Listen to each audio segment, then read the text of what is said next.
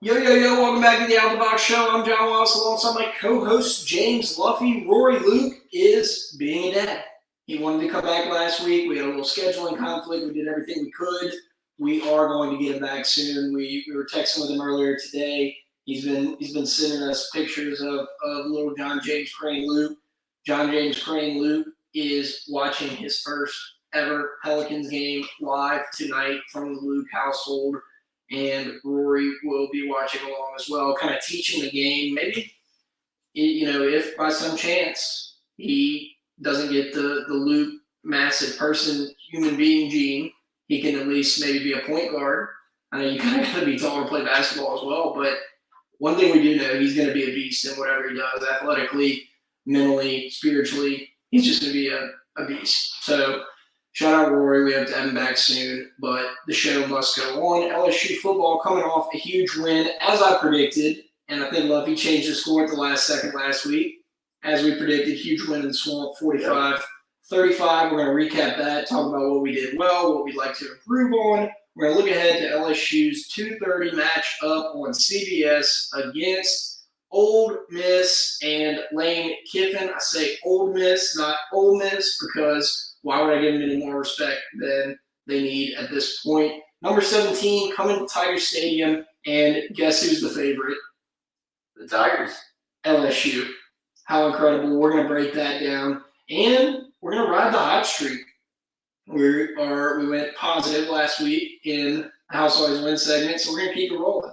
And we might have a little mini segment on who we think is going to win the Yankees versus the Strips. So game one, as we're recording, in about 20 minutes. So hopefully something interesting will happen during the game while we record. But before we get to all that, I want to give a huge shout out to Blaine Luke with Keller Williams Realty. Now's a great time to buy a house. Like, the weather's kind of cooling off. You can kind of get in while not everybody's thinking about buying a house. Everybody's so worried about staying warm, getting their bets in for their futures in for basketball season. Already looking ahead to the college baseball season. I mean, if you think about that, we're already almost 3 months away. I mean, it'll be here before you know it. So why not get a house, be cozy, so that you can watch LSU on the road to Omaha for next year in your new home living room? How about that? I like that. You get Blaine Luke with Keller Williams Realty. He wants to help you out. Who cares about interest rates too? Just break out the cash. Blaine, that's why having a realtor like Blaine is so great, because he can help you negotiate with other realtors, other people selling their home, buying a home. He will help you out. He knows the ins and outs of it. He has been my realtor before, and he will be in the future. Make sure to call or text Blaine Luke at 504-858-0031 for all your housing needs. Also, I want to give a huge shout out to the Boot Crew Media Network. Boot Crew Media is booming right now. Saints, Propels talk, shout out. Pels tip off the season in about 30 minutes against the Nets. Zion has no minutes restriction as far as we know. So it's a great time of year for the Boot Crew Media Network. Make sure to check them out on social media at Boot Crew Media and at bootcrewmedia.com. All right, James. All right. Huge win in the Swamp last week, right? It looked a lot different than we thought. We both had the under, but we both had LSU winning.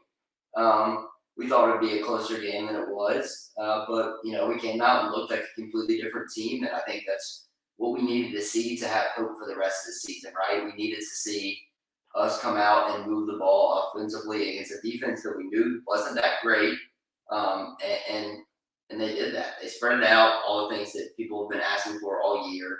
Jaden trusted his receivers, and they got Kayshawn involved early. Ryan Thomas had a big game, a couple great catches. Malik Neighbors, good game. Dre Jenkins bombed down the sideline, and it was just it wasn't like we just dominated this game from start to finish, because we gave up. Special teams again was not great. Besides, shout out Ramos, because he nailed a 45-ish yarder to ice that game, to put us up 10 to ice that game. So shout out him, but give up a 50-yard return and a touchdown on the first drive, and then you fumble another punt, goes off Besh's face mask, and they get the ball and score to go up 21-14. So there's multiple points in that game where we took some shots and we were able to bounce back. I think they scored on all the offensive possessions in the first half, and it was exactly what you wanted to see. Daniels looked more comfortable. The offensive line played better, and we were also able to run the ball. Josh Williams had over 100 yards. Sorry if I'm taking all your stats. No, you're not. I just sat at home and wrote down this whole list of things, but you're covering it all. So one way or another, I just want to make sure we weren't feel free to chime in whenever. No, you're doing Emery called a touchdown in the backfield. Those are the little things that we needed to do. We got in more favorable situations, and we were able to take some more shots. And I think, after last week, they just realized, like, hey, we're gonna have to take shots. There can't be that much risk involved. And then you see again something different. Coach Kelly with a play sheet in his hand this week. That may have also been a difference to the offense, John. Yeah, I mean, I think, as you kind of summed it up, we had the big plays, and me and you both said last week that one of the main keys to the game was that LSU was not going to get jumped on early. And what happens within the first minute, LSU returns a kickoff, the opening kickoff to about the 50-yard line, and then Richardson throws the 50-yard bomb. Yeah. I was literally, and we're going to get to this as well, but I was watching the Tennessee-Bama game of the year, by the way.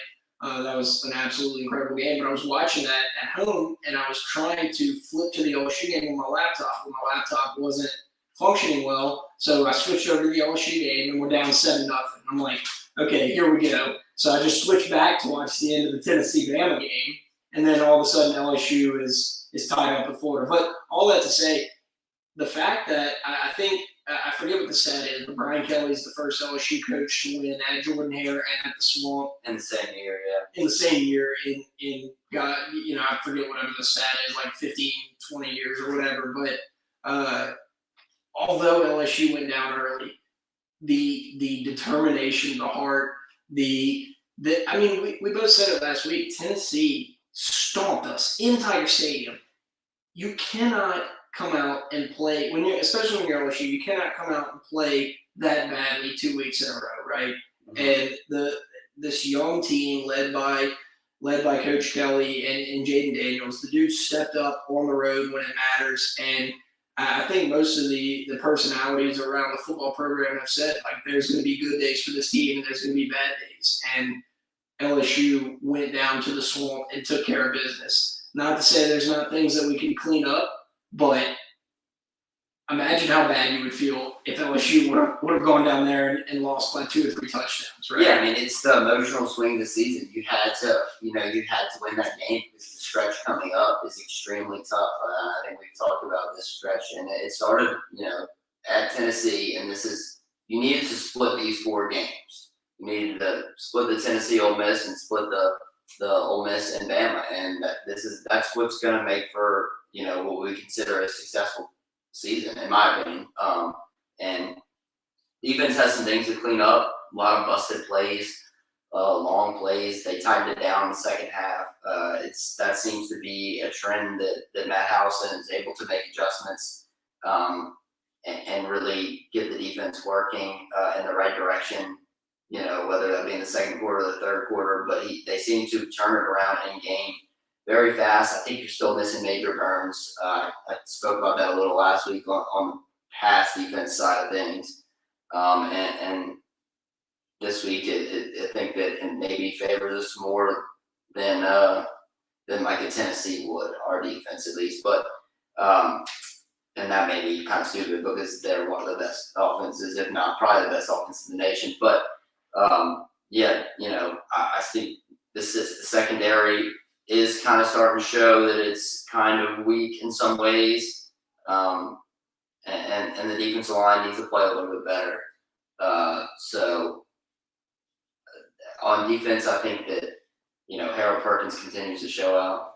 Roy and BJ Ojolari continue to show out, but we need some more guys to step up defensively for us to split one of these next 2 games, to beat Arkansas, to beat A&M. You need some more guys to step up there, and it was a really good win. To go to that environment, it was packed. Tom Petty night, we ruined that twice. We're gonna talk about it. Okay, so let's talk about it. Well, while you were kind of talking about the defense, Okay. I think LSU, like one of the main things that they can clean up, given that they are thin, is a guy like Jay Ward.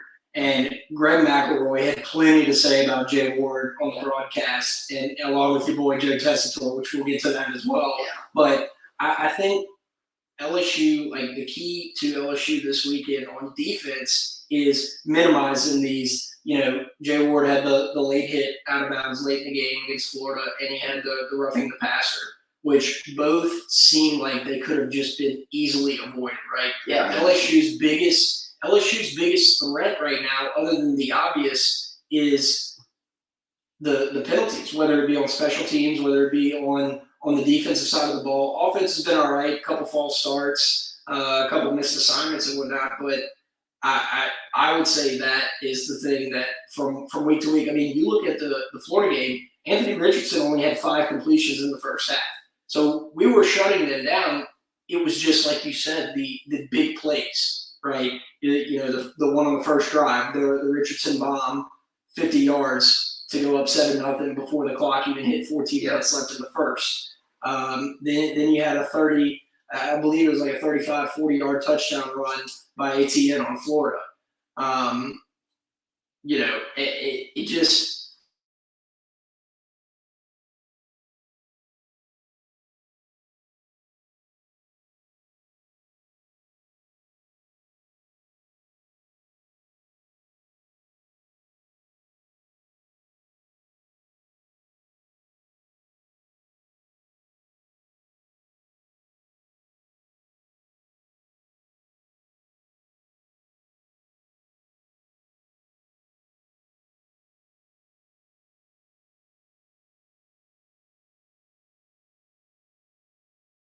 for him, but Ali Gay needs to step up. He's been slightly underwhelming so far this year.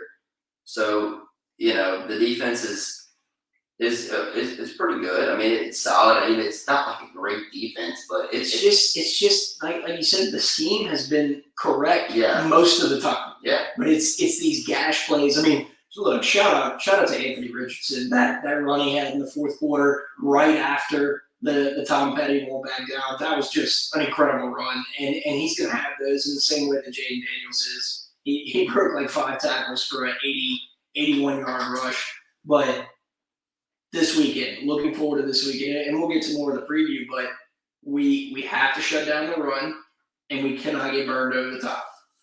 We do that, we limit the penalties, and LSU's offense comes out the way that they did against Florida, rocking and rolling, trusting your receivers, Jaden Daniels realizing that he has time in the pocket, sitting back, finding the open receiver.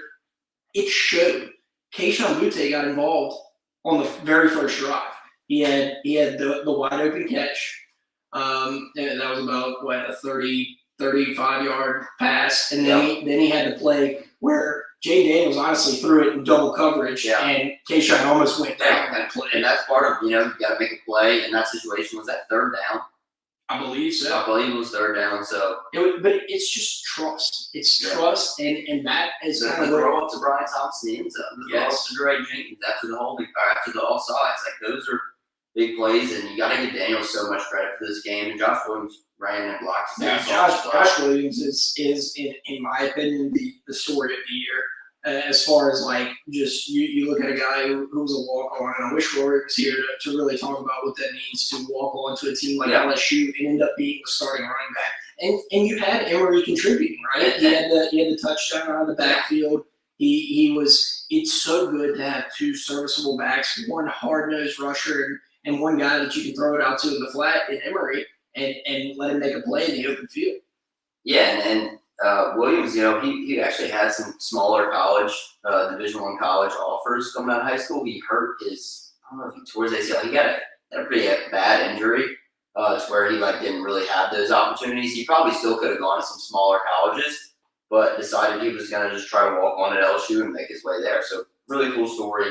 I mean, there's not much more you can say about him as far as a teammate because he's out there playing. I mean, he's out there playing, contributing in a big way. I mean, dude, if I am a player, just say I'm just throwing a name out there because he's the easiest one. If I'm a player like Kayshon Boutte, right, and I preseason All-American, know what I can do, top probably first round draft pick, and I see a guy running like Josh Williams is running right now in this team, it cannot do anything but fire me up and make me want to be the best version of myself on the field and off the field, right? Yeah. Because that has to correlate in some way. But it really is just great. Our weapons are being utilized. It felt like we were spreading the ball, like you said.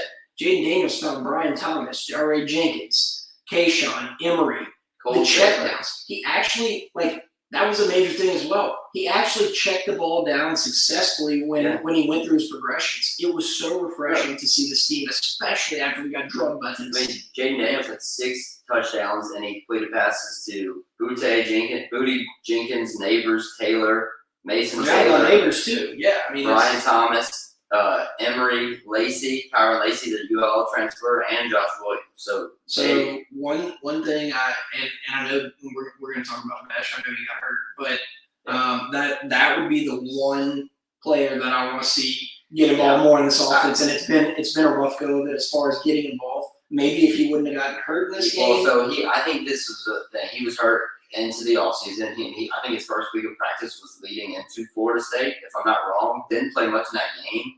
And then has had that back issue. And you can kind of, even in the games that he has been playing, when they panned him on the sideline, he looks like he's in pain. He kind of was doing that squinting face. Yeah. Like when you're in pain, but he, you'd love him to get more involved. There is a lot of talent there. I hate that, people are fed up with the special teams issues, right?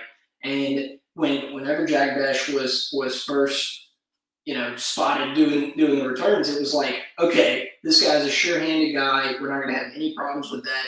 But I feel like he's kind of getting a bad rap as far as the special team goes. He has 2 muff punts, but he's getting a bad rap because he's just trying to make a play. And Brian Kelly's been very open about saying that, yes, he's a sure-handed guy, but maybe he should fair catch it every now and again. I forget who they put in. That's going to be a major thing as well. Walk-on, they put in Greg Clayton, yeah. I was sitting there. My dad goes, "Is that Michael Clayton's cousin?" I was like, "Okay, whatever." Yeah, and that Damian Ramos field goal was no gimme. It was a 47-yard. Yeah. Had to re-look back at the yards. I knew it was around 45. That was so crucial to make as well late in that game because that was a pressure kick. Can you imagine giving Florida the ball back with 1 possession left? I mean, although Florida did turn it over in their in the red zone. Yeah. But then when they went for it on 4th down, but all that to say, we need to at very least on punt returns just fair catch. I did not put him right. Or honestly, you know what? This might sound crazy. I think you put Neighbors back there. Yeah. I think you do. He's at least a wide receiver. I know he probably hadn't been practicing returning punts since the Florida State game, but see, I think that he may have been still. I think you still I practice. say you put him back out there. I think, dude, those first game jitters. Whatever, dude. And you know what? What stinks is Landon Abieta, who was, I think, returning a lot of punts in the spring, and even into the fall, got hurt. I think he's done for the year. He would have been a guy that I think would have been your number 2 behind Neighbors previously to getting hurt. So that also could have mixed up the punting rotation. I have an idea. Put whoever's going to return the point, and then that'd be nuts, I guess. But put whoever's going to return the point, and then put a guy 5 yards in front of him that is watching to see whether or not he should fair catch it or not. And then if he decides to not fair catch it, that guy makes the call and says, you either need to fair catch it or not. And then if he doesn't, he eats the first defender coming down. We saw what happened in that you can block, you get somebody into the.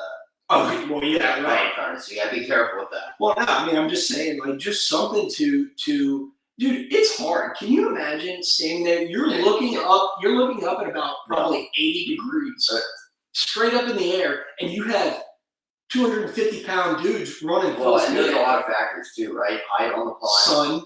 Sun or the lights, the bright lights.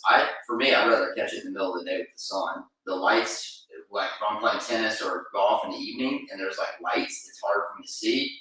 And then the spin on the ball that these punters are able to put now, and then also you're trying to read the defense. Yeah. So I mean, there's so much that goes into that, and it's all in your head. Like catching Sure.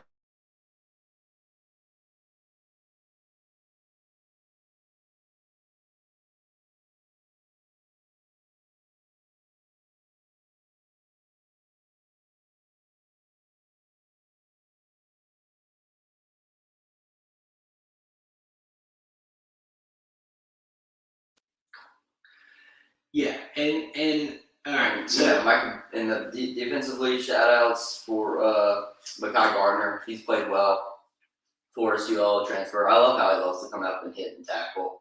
And then Michael Baskerville, 11 tackles, 7 solo tackles, is a ton and a sack and a tackle for loss. That's huge. He's been huge for us this year. all right, I think we pretty much covered it. All the big plays. I know you have. I know you were doing your own thing. I actually was sitting at home watching the game just by myself on TV, and it was actually really refreshing to sit there and actually watch a game and listen to the commentators, except for the fact that it was none other than Joe Tessitore and Greg McElroy calling the shots. I do have a couple comments on that. I'm not bashing them or trashing them. Think of this more as constructive criticism. Joe Tessitore mentioned that they were going to sing "Won't Back Down" about as many times as Tom Petty performed "Won't Back Down" live in concert and in recording studio. That was number one. Number two, on the way to a commercial break, Joe Tessitore was saying, "Okay, yeah, and what a great first quarter, two great athletic quarterbacks. We have quite a battle for you guys. Take it, Tom." And then like the song like "Won't Back Down" came into the like leading out Commercial, the outro sure. into the commercial. Yeah. Joe Tessitore doesn't hand it off to Tom Petty. He doesn't say, Here, Tom, I'm setting you up. That just doesn't happen. Okay, you don't hand it to one of the greatest rock and roll legends of all time. You let Tom Petty interrupt you. Okay, that was it. Greg McElroy, I felt like he has some sour memories towards LSU. He really got on Jay Ward for the roughing the passer, but when Florida's defensive lineman put all 320 pounds of his body weight on 180, 190 pound Jaden Daniels, didn't really hear the same reaction out of him. So I think if we're going to have Joe Tessitore and Greg McElroy's been on a few of them, I think what we need to do is. And look, I don't mind Greg. I don't. Some people don't like him. I know he went to Alabama, was quarterback there. Tessitore. Not to like him. I'm saying like on the broadcast, Tessitore is much worse than him. Tessitore is just not. He thinks he's like It's calling. He a thinks it's calling radio a boxing match. Is really what he thinks. And he started talking about the boxing match too, and he was like, "Yeah, I wish I was there." And it's Well, like he's good at calling boxing matches. He's not good at calling football. boxing and football are not the same thing. The only similarity is that you hit, but you don't even hit in the same way. There's nothing like the same about calling the two sports at all. But I don't know. I think I do agree that the "Won't Back Down" is a fantastic tradition, and every stadium needs into the third quarter, going into the fourth quarter song to wake everybody up. And no doubt, like that is a perfect song for everybody to kind of. But I did like to see Brian Kelly. They put out the video after the game, how he was like telling the players. He goes, memorize the words, be ready for that song to play. And it is crazy how it hyped up Anthony Richardson, but LSU stayed focused. Well, and he said, we're going to be physically dominating them by this point in the game, and we were. And one thing that I love about Kelly, because I think this works in any sport or anything that you're really doing, you have to envision yourself winning. One, like I've never played any kind of sport or any activity and been like before, think I'm going to lose in my head and won. I've never thought I've thought I'm going to win and lose, but I've never thought I'm going to lose for sure. You've never gone into anything to lose. Yeah, but sometimes I'm like, oh, I'm screwed. I'm going to lose. Like in high school, oh, this person's way better. I do that in fantasy. Yeah. But like, if you don't think that you're gonna win, you're never gonna have a chance to win. And he's big in envisioning success and then putting yourself in that situation and imagining it before it happens. And then once you're in it, you're like, wow, he was right. Yes, and then you really start to believe. So very cool. The videos have been great. I wish John would, finally stop being a cheap ass and subscribe to LSU Gold. But we were supposed to get one out to one of our listeners, I think, for something. But I think we lost that. Yeah, something. It was like something happened. Yeah. But you're right. And that's why they say Skip Bergman was so great too. I mean, it's like how much can you really coach in a game in baseball? It's all about your mindset and the motivation. Obviously, he knows more baseball. He's going to forget more baseball than I'll ever know. I'm just saying the former players under Skip Bergman said kind of the same thing. How he would let you envision success. Yep. Okay, John, you want to clean this up? Yeah, let's do it. All right, Workbox LLC, Martin Patial. Y'all know he's always working. If you need a storage container, you need a portable office, you need portable luxury restroom rentals, you need roll-off dumpsters. After you call Blaine, you get a new house, you want to redo the kitchen, you need a dumpster, call Martine at Workbox. You need porta potties, storage containers, portable office, luxury restroom rentals, roll-off dumpsters. Call Workbox. Ask for Martine. It's 225-343-4886. 225-343-4886. Breaking news: the Pelicans are up 7-0 against the Nets 2 minutes into the season. So you heard it first here. You heard it first from the On the Box podcast. Quick Pelican prediction: Western Conference. No, NBA champions. Okay, yeah, no, I'm right there with you. Yeah, that was. It almost sounds stupid to say because how obvious it is that they're going to win the whole thing. So yeah, look out, LeBron. Yep. John, if they go to the finals, John will buy 2 sweet tickets. Sweet finals tickets to the finals. We'll go to every game. I'll just take 2 weeks off of work and we'll fly out to I don't even know where it's at. But okay, we'll be playing Boston. Shout out Pro Pels Talk. Yeah, great follow on Twitter. Yes. All right.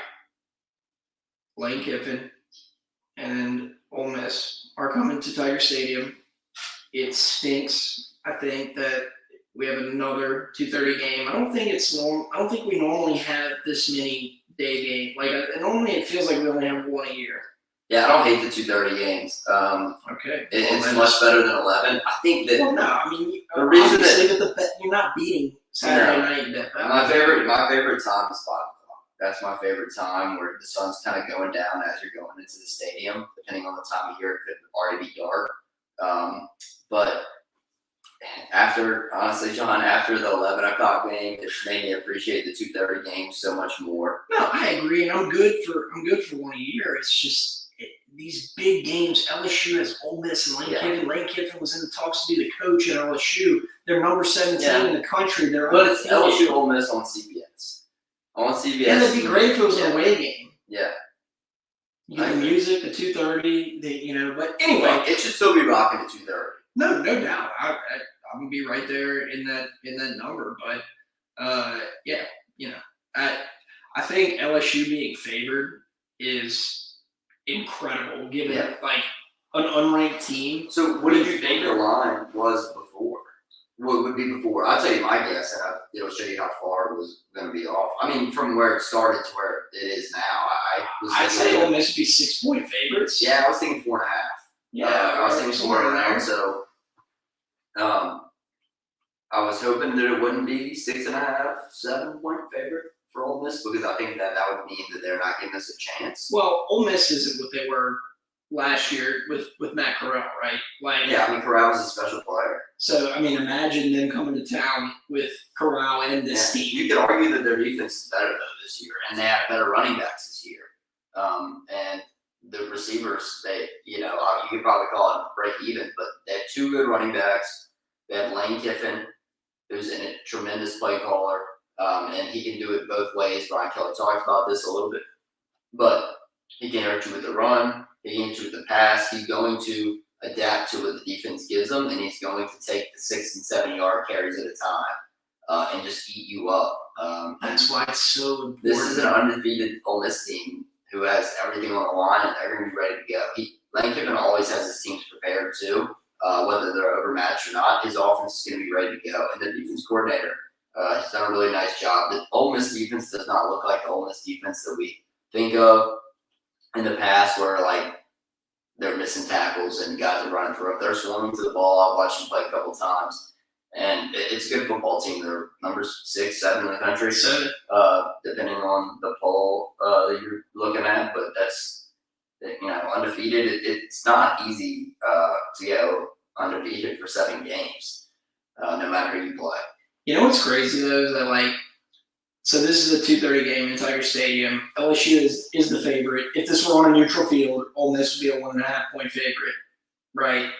I think the atmosphere at Tiger Stadium is worth more than the 3 points that the home team gets this weekend, especially coming off a huge win after getting embarrassed 2 weeks ago against Tennessee. I do think, like I said, it'd be better if it was. I agree. 5 o'clock is prime time kickoff for a football. The sun in October. The sun is finding its home in the western sky. Like nobody's got sun in their eyes. You got it. The only thing that'll make it better is Mike the Tiger himself, the actual Tiger, ran out on the field during the game. Flyovers coming this week, John. Yeah, to be honest with you, I'm a sucker for a flyover, but I want fighter jets. I want F-15s. Bring them on. I want 4 of them flying in a staggered pattern, like a jag pattern. Let me text Scott and see if he can make that happen. Can you? Yeah, I'll take him right now. Okay. Well, anyway, the atmosphere is going to be electric. I think, kind of like you said, there's going to be a lot of Ole Miss people here too. We'll get to the predictions, but I guess my thoughts heading into this weekend is LSU cannot be riding high. LSU has to have a short memory. Forget that they just went to the Swamp and beat Florida. Use that confidence. Keep Keyshawn Butte involved in the game. We saw what happened last week. He had over 100 yards, seven catches, I believe.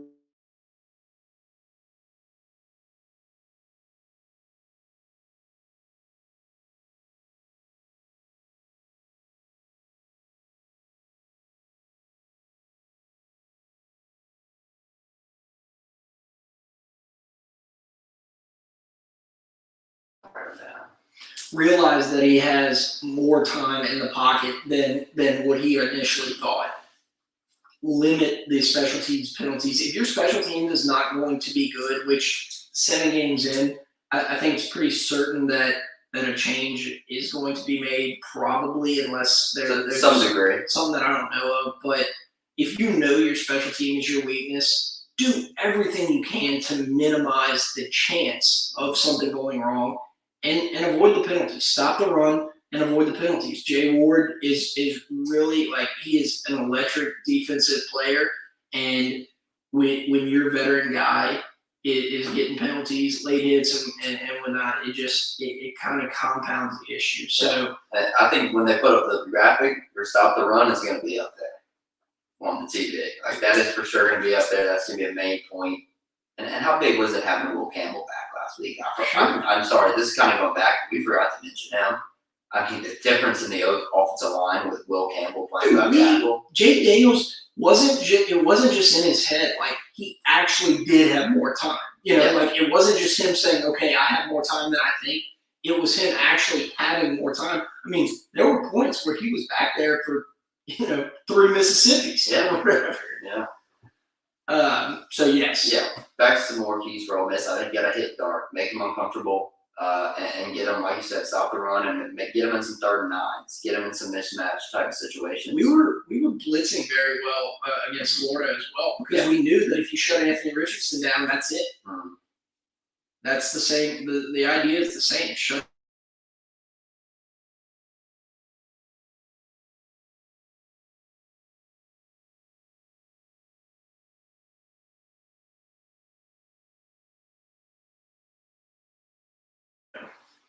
Oh, we're back. JK, we're back. I got my picks, but as you were saying, you got to stop the run. Yeah, you got to stop the run, and you offensively, you got to continue to do what you did last week, and you got to control the clock this week with Mike Kiffin. You can't let him keep getting 6 yards at a time and run the ball and take 8 9-10 minutes off the clock and then turn around and go 3 and out. So you got to be able to run the ball again this week with Williams and Emery, and Armani Goodwin may be back. I think that he maybe plays, but I would say it's probably a 50-50 chance that he plays. But I think this is going to be a close game. I really do. The last one in Tiger Stadium we thought would be close.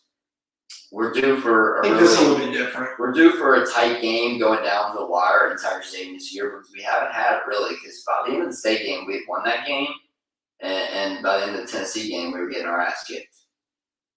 Yeah. I do think it is crazy, the roller coaster of emotions. You know how many aggravated fans there were after the Tennessee game, and then by the time the end of the week rolls around, you get to Florida, and then all of a sudden I'm back high again. And when I walk into Tiger Stadium on Saturday, I'm going to be right there. I do think the atmosphere, especially if the weather stays the way it needs to, I haven't gotten a chance. I really been. It's supposed to, Don. It's supposed to be a little warmer than it was today, but it's the high's like 83. It needs to be. I want to apologize to our fans. Last year and in the previous years, I do feel like I've been better about taking the weather into account and kind of painting the picture of Saturday in Tiger Stadium. And this year, it's just been more about my opinion of LSU football, and I haven't looked at the outside factors like the weather. 80 degrees and sunny, John. Sunny and 75. Yeah, sunny and 75. All right. Give me a little more. That's all I know. I know that. I thought you were just going to repeat it. I'm going to take. Ole Miss hasn't lost. No. I'm going to take LSU in a close one, 24-21. Wow. Is that your score? No, not. It's not going to be that cookie cutter of a score. Yeah. It's going to be a little bit. I'm always rooting for a weird score, but I don't think it's going to be just 3 touchdowns for each team and a field goal. I'm going to go 26-24.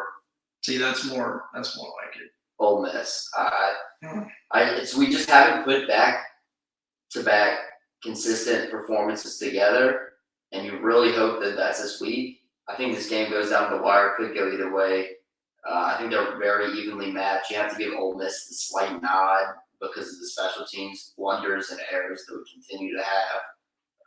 And so if we can clean the special teams up, I think we probably win this game. But it's hard to have hope after seeing 7 games of just horrendous special teams week after week. That's what I'm saying. Like, if I'm Polian, I'm like, fair catch everything. We just don't put anybody back there. Like, I'm saying drop back on, like, be aggressive on kickoff coverage, but at the same time, do not let anybody by you. If you go out of your 5-yard lane, then like I'm going into risk mode. All right, mini segment. Yep. Alabama lost on Saturday. They did. And there's 2 different schools of thought that you can analyze this game from. You could look at it from my school of thought, saying, I will take Bama losing at all costs, even after Tennessee pounded us in Tiger Stadium. And then you can take the other kind of way of thinking, which is kind of similar, but not really. My dad said it makes LSU look better that Tennessee went and beat Alabama, especially since he thinks Alabama is going to beat LSU in Tiger Stadium when they come. But I don't think there's anybody that is sitting there going, man, other than a Bama fan, right? That, man, they're calling for Saban right now. Well, they're calling for his job. But I had the same thought, and I think LSU fans are especially sensitive to this because it's happened. I did see a clip of Moscona talking about it earlier, and I think he's 100% right. If things keep going the way they're going, and the only wrench that can be thrown in this is Georgia stepping in and making it to the SEC championship somehow. I don't know if Georgia and Tennessee play. They do. They're both in the East. So they do play. They play next weekend when we play Alabama. Okay, so we'll be a night game because they'll get 2:30. So, but if Tennessee loses to Georgia, then they could still make the playoff. But Georgia will make it to the SEC championship. Eventually, Tennessee's going to have to play Alabama again, and we all know how that goes. And it stinks. And maybe Tennessee can be the anomaly and break the trend. But let me give you the scenario where they can.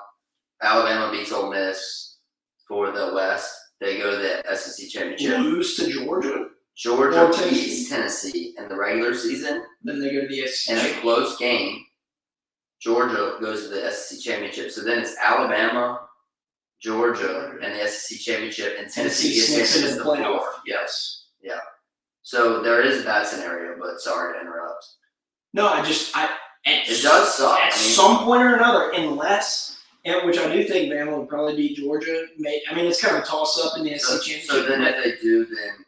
But it would just stink to have, because, and it's happened before, but Saban's kind of got a little bit more pull with the NCAA.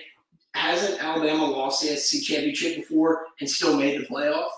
Yeah, no, I don't think Tennessee gets that luxury, though. Unless they beat Georgia pretty handily, go to the SEC championship, lose to Alabama in a close game, then I think they get it. But I think your factor is Clemson and all that. Because Clemson, they don't play. Clemson stinks, dude. I watched them the other day. They have to play Florida State still, and I think that's even though they beat us. They beat us. Well, they beat a not very good LSU team, and the first game. We should sponsor their coach. Yes. We fumbled 2 punts. But so there's the factor I think is Clemson. So you're gonna have Ohio State, but you could have an issue with Ohio State and Michigan both getting in, and Tennessee losing, and Clemson gets in as the 4. Dude, Clemson does not. I'm so sick of that. I wish they would join the SEC. But if they go undefeated, they're putting them in, John. I agree. I'm not it just stinks that you have this. I wish there was an at-large I guess formula that would say, okay, Clemson, you need to play a playing game against the SEC, because if you were in there, you wouldn't be undefeated. Who would you take, Clemson or Miss? A neutral site. Probably Ole Miss, dude, because it's just, I don't know. But then God forbid Clemson comes in and beats an SEC team in a game, and then all of a sudden they're like, well, yeah, who's talking now? Who's the that every thought. But anyway, Tennessee throwing the goalpost in the river just is salting the wounds to Saban. I love seeing him lose, but this inevitability of playing a team, you cannot beat Saban twice. And if you do, good for you. But it is, you thought it was a hard fought game on Saturday, 52-49, on a knuckleball that barely went through the upright. Yeah. And he tipped it in. It was hard enough to beat him once. And it just stinks that Saban just seems to always get the benefit of the doubt, whether it be, and granted, maybe if they play a third game, Tennessee doesn't win. I don't know. I'm just saying, there should be a clause that says that if Alabama wins in the SEC championship, then they do overtime to determine a winner, because you're even there, and then you just go to sudden death overtime. I'm trying to think of scenarios in which Saban doesn't luck out. I'm going to submit you an application for the College Football Playoff Committee. You know what is funny, though? How finally Saban, after having Tennessee as his permanent opponent from the East, year in and year out for 15 years. Correct. Really bad. Now it's coming back. It's coming back. He finagled the strings in the SEC, got a team that was bad, like you said, for 15 years. LSU's played Florida the past 15 years, year in and year out. Florida overall has been a heck of a lot better than Tennessee over that time period. So anyway, great to see Bama lose. I can't feel comfortable. Beating Bama is never long lived. It's never satisfying for long. They got to play Georgia next week, John. So not long lived at all. You want to do a little mini MLB postseason. Yes, Stros are going it all. Yeah, we'll talk Phillies potties right now. Aaron Nola versus Austin Nola tonight. Nola, older brother Austin Nola got one on Aaron Nola, base hit to, I think, maybe tie the game up, and the series is tied 1-1 now. Padres won. Well, the game's still going on. It's 8-4, like late in the game, like 8th inning. Oh, okay. Padres almost over. It was funny. The Phillies were actually winning 4-3, and Nola gave up 2 runs. Nola gave up. Aaron Nola, that is, gave up 2 runs in the 4th, 5th. They pulled him. They pulled him, and then the Padres continued to score. They scored 3 more runs in that inning to go up 7-4, and then I think they added one in like the 6th or the 7th. But one thing that's interesting is how all these teams with these insane regular season records are just no longer. Well, yeah, on one side. But right, yeah, the Stros being. But you're right, the Stros Braves too. The Braves.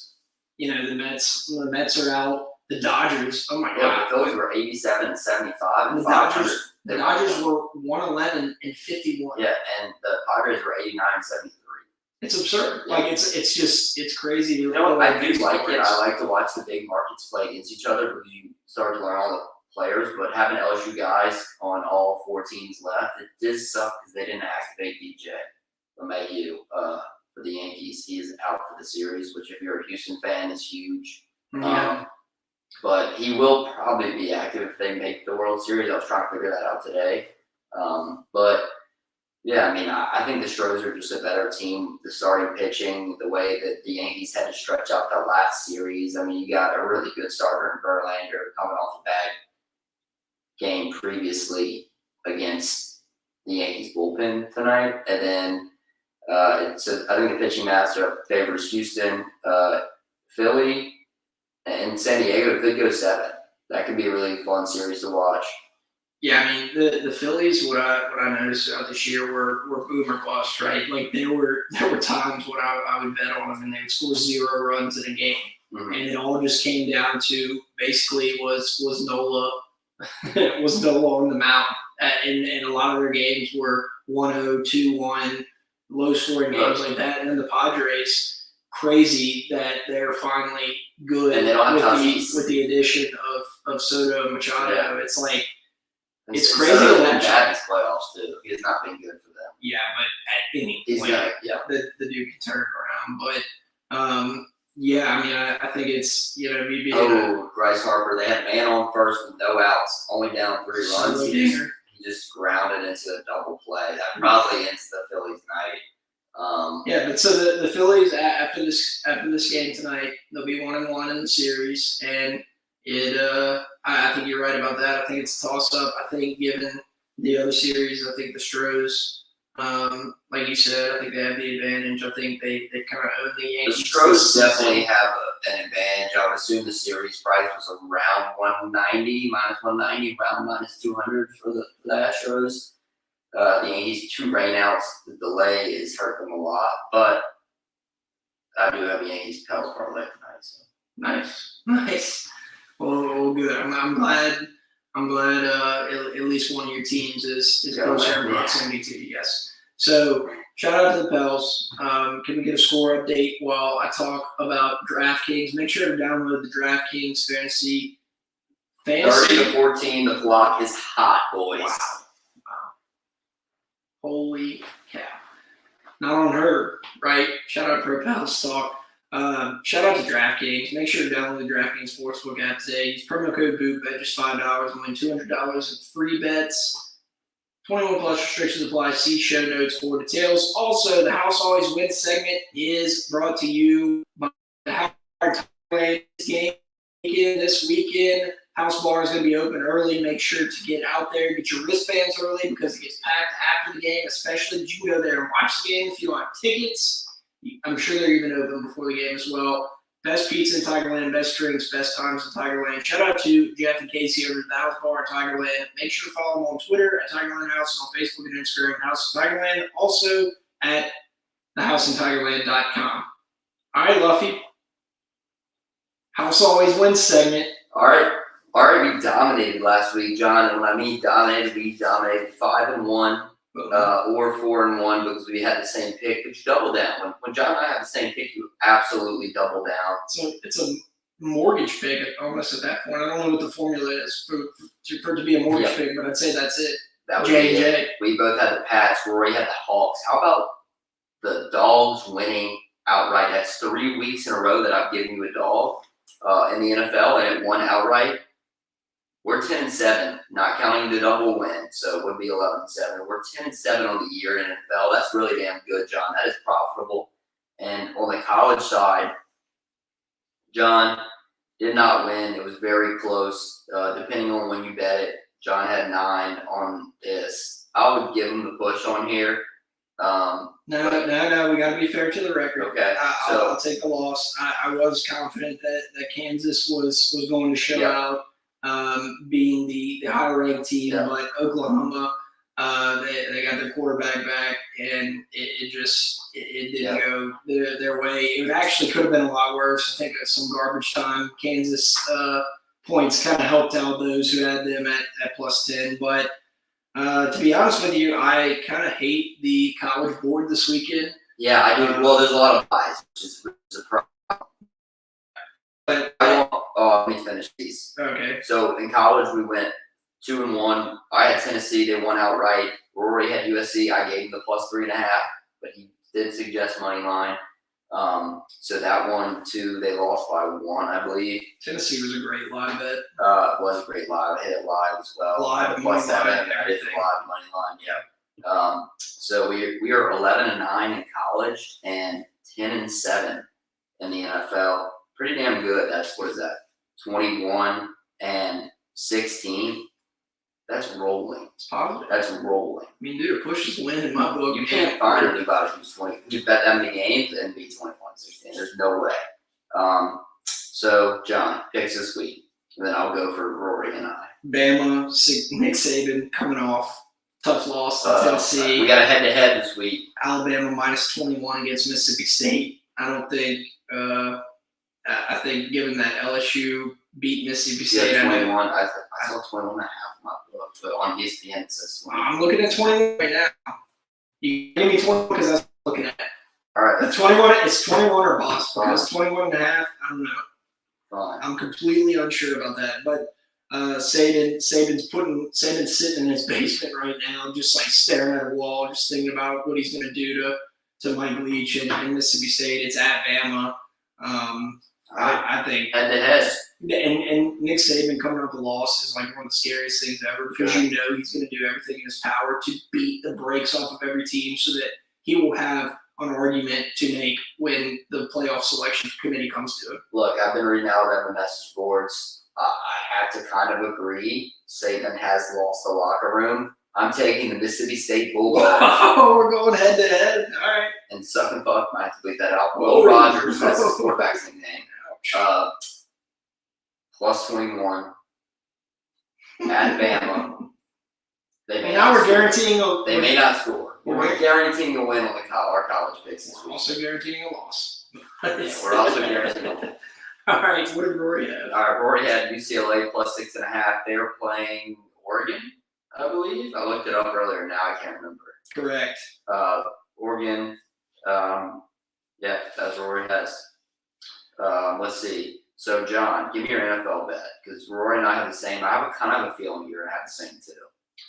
I really like the Packers coming off a loss to the Giants. I knew you were gonna have the Packers. I knew Packers -4.5. All right, I knew Johnny was gonna have the Packers and the Chiefs, and I think the Chiefs is a pretty solid bet. Rory and I both have. I have 2.5 in my book. I gave Rory 2.5. He texted me 3. We're doubling up on the Chiefs, coming off a loss, and a loss that was kind of frustrating for them because the Bills are their rival. They're not happy. It's weird. The line's only 2.5. You look at Jimmy Garoppolo and you look at Patrick Mahomes, and I don't think Jimmy G's bad, but we all know who Patrick Mahomes is, especially coming off a loss. I bet him. I mean, dude, you look at these. I just pulled up the quick stats or whatever. Mahomes is 151 for 229. completions, attempts, 1,700 yards, 17 touchdowns. Jimmy G is 94 for 148, 1,150 yards, and 7 touchdowns. Yeah. Mahomes does, however, have one more int than Garoppolo. Yeah. So that might be the deciding factor. Yeah, and I do No, believe the I only agree. time that I've taken a favorite, so I'm coming off to, let's see, 3 underdog money line winners that I've given the points on. But and this week is one of those where I just have to flip it. I can't keep picking underdogs. So I like the Chiefs. I'm sure Rory has some of the same reasonings that we have on that. Well, And I really like the Packers. I was between Packers and Chiefs. I will go ahead and say this: if the Packers Lose or not? no, this is do not. If they do not cover, They're not. I will not bet them for the rest of the year. Personal guarantee. You got the Rodgers rate. Okay. No, I mean seriously, like the Packers losing to the Giants, and then the previous week losing to the Jags over in London. What does he have? Jet lag? Is he still on? Did you have a teaser in that game? No. Last week? No, I don't. No, I should have, but no. I mean, they still would have lost, right? No, they lost the Jets. They wouldn't have covered. Or not the Jets. Did I say the Giants? The Jets. They lost with the Giants in London, right? They lost to the Jags. Jags, sorry. We're getting our J's and G's mixed up. All right, anyway, we've been dominating gambling this year, so I do like John's Packers pick. Wait, did they lose? No, okay, I'm sorry. The Saints played the Vikings in London. Yes. And then the following week was the Giants and the Packers. No, anyway, they lost. The Packers lost. I'm looking at the schedule now. I'm sorry. This is a terrible podcast. The Packers lost to the Giants in London 27-22, and then they lost to the Jets by like 17 this past weekend. Yeah. So this is a cover or bust. Yep. If you tweet your ticket at John, he will refund the bets on the Packers. So tweet your ticket at him, and he'll refund those. But I got a fresh Coors Light for you. But you have to come to my house and get it. If you tweet me the pick, and you can watch the game with me. Giants all sweatshirt. House in House in Tigerland. Tigerland. Beautiful.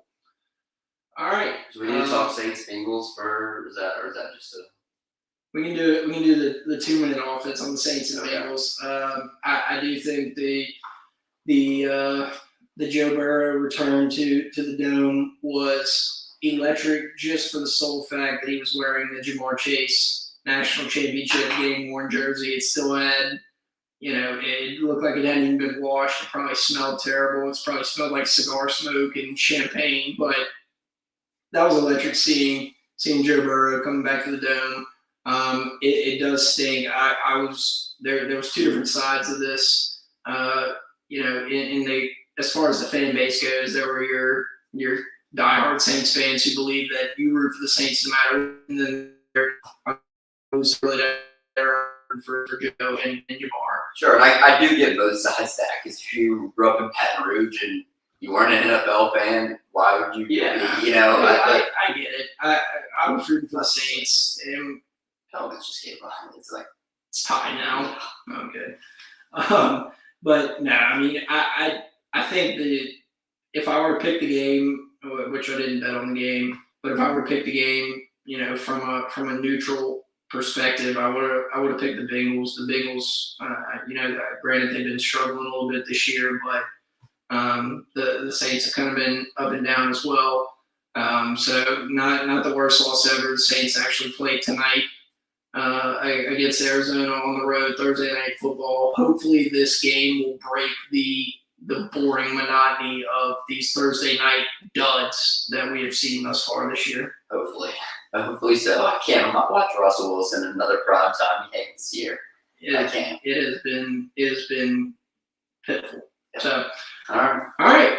I think that about does it for the House Always Win segment in our show. Thank you guys so much for listening. We cannot thank y'all enough. We do this for you guys. We're looking forward to. We're not going to do a tailgate this weekend just because it's an early game, but we will be out there. Probably the next tailgate is going to be for the Bama game. Where assuming that's a 6 p.m. kickoff, which is imagine we get 11 o'clock again. If it's 11 o'clock, we'll probably do a tailgate too, just because of how absurd it is. So, And Luffy will bring a griddle out there, and he'll be doing hibachi for everybody on the parade grounds. That's correct. So, shout out to the House Bar, Tigerland, Box LLC, Blaine Luke, Keller Williams Realty. Also want you to know the Keller Williams and Equal Opportunity Housing Partner, each office independently owned and operated. Workbox LLC, DraftKings, and the Boot Crew Media Network. I hope we have Rory on next week. And James, you need to back me up on this. If we set up a Zoom call and Rory it's just him on the screen and not him and John James, Crane, Webster, Luke, I'm gonna have an issue. Yeah, no, it's gotta be both of them. And he will get a pick. Yes, he will get a pick. And if he doesn't win it, maybe no formula for a week. Oh man. Dude, I do that every time. A little That didn't